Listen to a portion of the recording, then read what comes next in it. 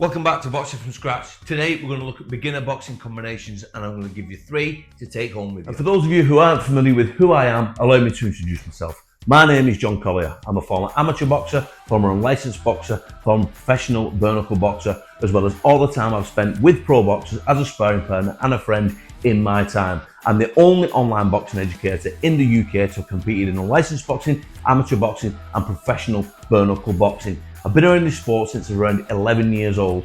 I've been coaching for around 15 years. I've coached from a charity level right up to British, European and world title level. So I know the sport very, very well. So hit like, hit comment, hit subscribe. Let's get started on your journey.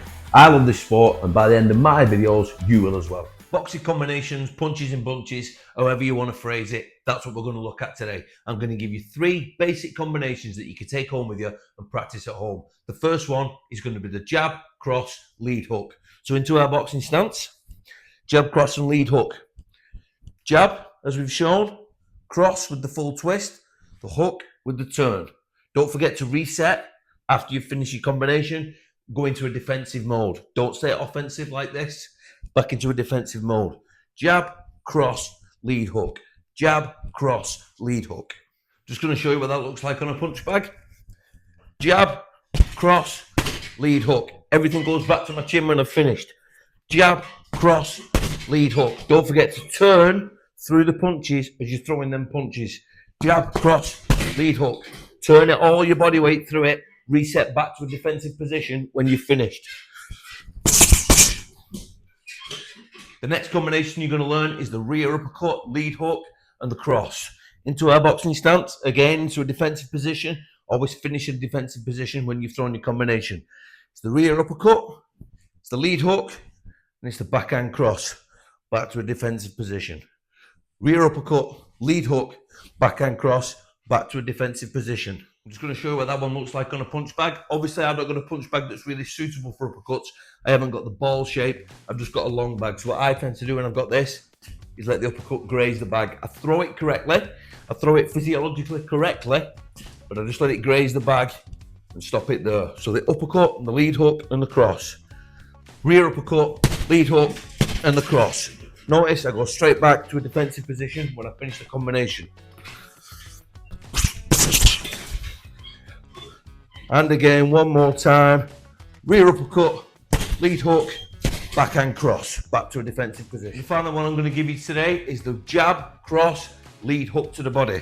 Right on that floating rib, right on the liver. Jab, cross, lead hook to the body. Now notice as I throw that lead hook to the body, I'm not doing this. So I'm wide open for the counter shot there. My hand immediately returns back to my chin in a defensive position. Jab, cross, lead hook to the body. Balance. Jab, cross, lead hook to the body. Reset back on balance. Just going to show you what that one looks like on a bag. Jab, cross, lead hook to the body. Again, back to a defensive position. Jab, cross, lead hook to the body. Make sure you're turning all your body weight through because as the right hand follows through, it loads the left hook to the body from the hips. Jab, cross, left hook to the body. Jab, cross, left hook to the body. Try that one at home. Don't forget, go back to a defensive position. And there you go. There's 3 basic combinations that you can take with you to start off your combination punching journey.